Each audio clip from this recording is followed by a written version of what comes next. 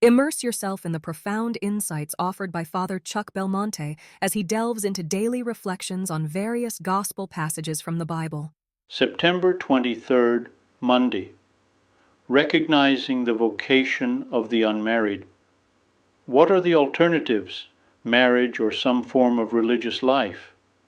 The single life, someone claimed, is a failed vocation. For some, being single may be seen as being second-class citizens in the church or a failed vocation.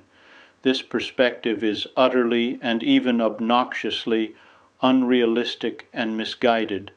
As the Second Vatican Council taught, every baptized person is called to follow Christ closely by living according to the gospel and making its teachings known to others.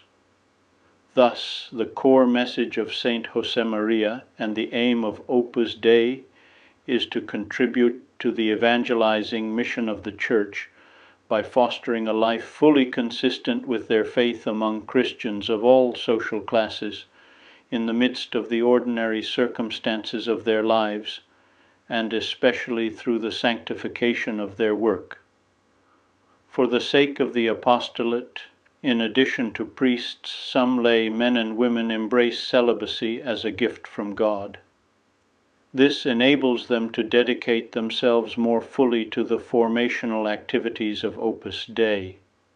They continue to be lay people and hold the same positions in the professional world and within the church as before, and they earn their living through their ordinary work. Their being ordinary Christians cannot be understood as not belonging to a religious institute. Rather, their being in the world must be understood as a positive participation in God's creation of the world and redemption. God has entrusted the world to all of us to liberate it from the influence of sin, trying to be holy in marriage or as celibates, within the family or in one's profession, and in the most diverse social activities. St. John Paul II wrote that we all share a fundamental vocation to love as Jesus loves, to live out the two great commandments. That's what we must get right.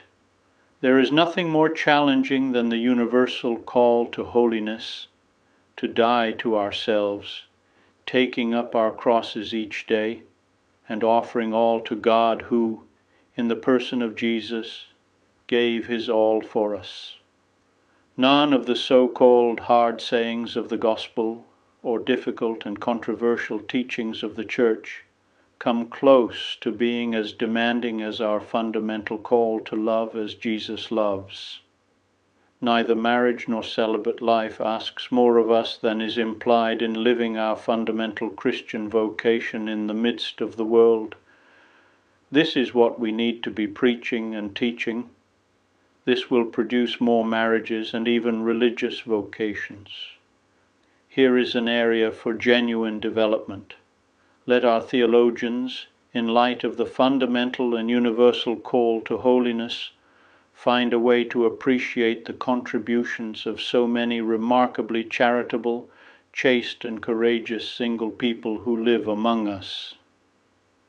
Perhaps the issue isn't failed vocations, but a failure to appreciate the Christian vocation of a single person in the midst of the world. I would be delighted to extend an invitation to you once again tomorrow for another insightful reflection on the gospel by Father Belmonte.